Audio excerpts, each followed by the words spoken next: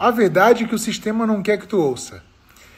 Enquanto muitas dietas, muitas propostas de vida te influenciam e te dizem que contar caloria, comer carboidrato possível, tudo isso inflama o teu corpo, faz tu inchar, tá?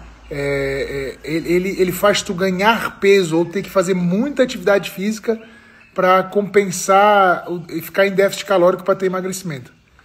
Mas o que é verdade é que a indústria está há anos condicionando a população a adoecer.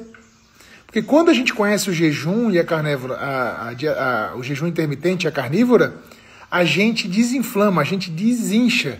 E o nosso corpo começa a trabalhar como ele sempre quis. Ele começa a diminuir e consumir gordura para funcionar.